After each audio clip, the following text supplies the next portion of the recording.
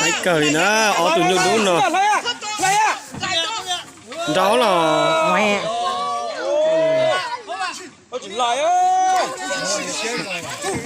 Đó nữa.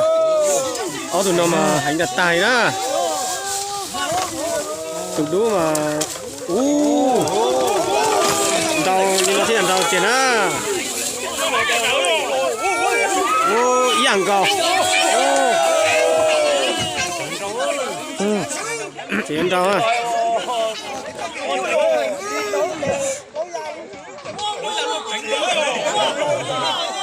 Rồi ở tụi nó đâu mà thế.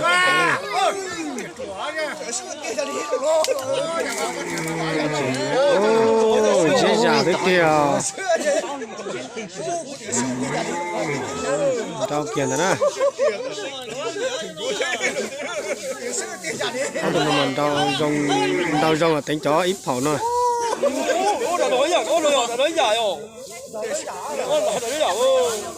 Ý rằng đâu. Thế trong này chạy đám mẹ mới chịu khẩu ra luôn.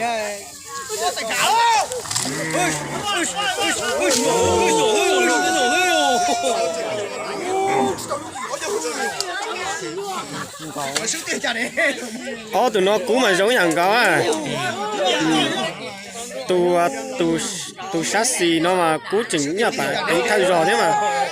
Tính mà tụi nó cú chỉnh khó giò đó.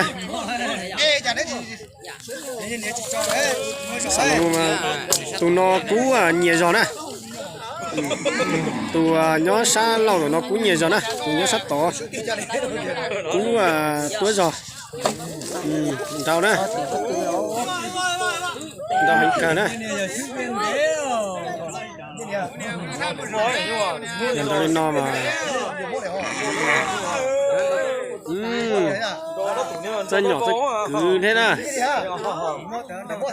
Chân cầu. Chân cú ở tụi nhung nè. Chân cú cả. Tao cũng chỉnh thế nè.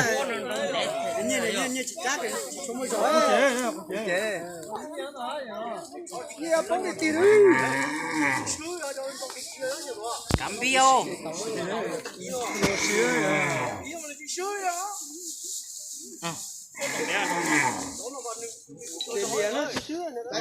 Liền mỏi mà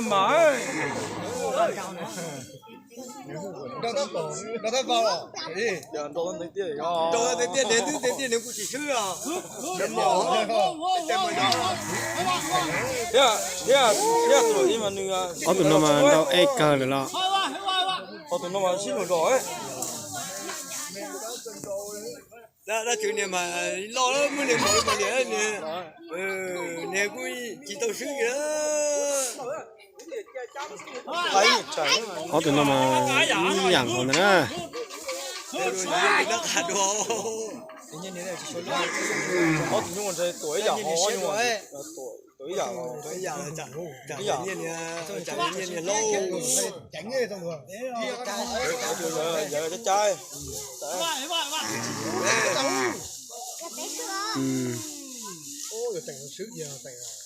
Cứ lo thế này. Em chào.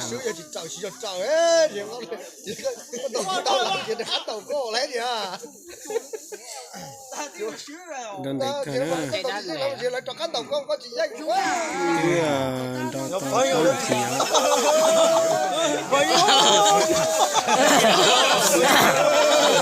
Thằng nó mà. Nó chia lỗi nó thủng niên này như nào. Mấy người. Ô. Kia. Bắt tủ ha. Bắt tủ đầu. Cái tay sao bắt đầu.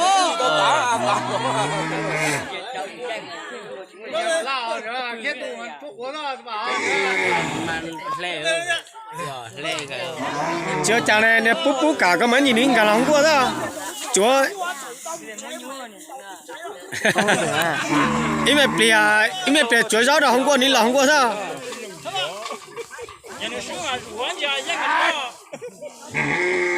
Ô, chỉ cả trời nè. Chỉ xíu rồi, xíu kia.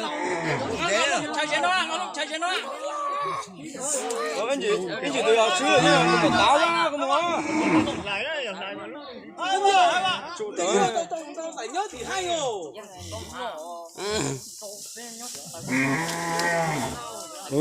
thọc lờ thế nào nè thọc lờ nè thọc lờ nè tao thế nào thì nó này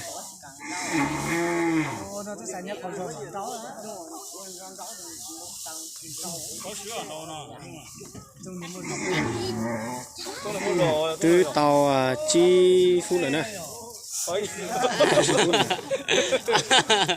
giờ cháu cũng trong ngoài đầu ấy nó cũng chỉ trong kìa nè rõ nè rõ nè xuống kìa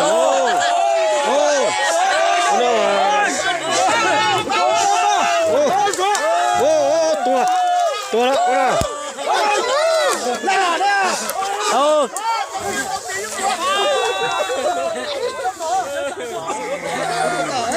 sao rồi nè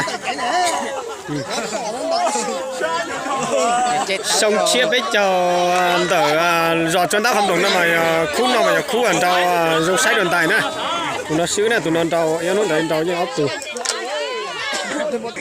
nó xì tụi mình nó mà nương chỉ tao trâu đua nó lúc nào mà nương trâu kiểu quy danh thế nào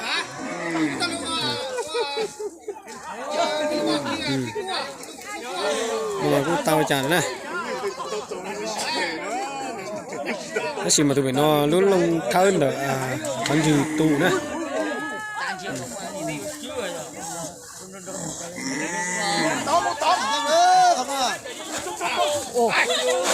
Nè, đang được không?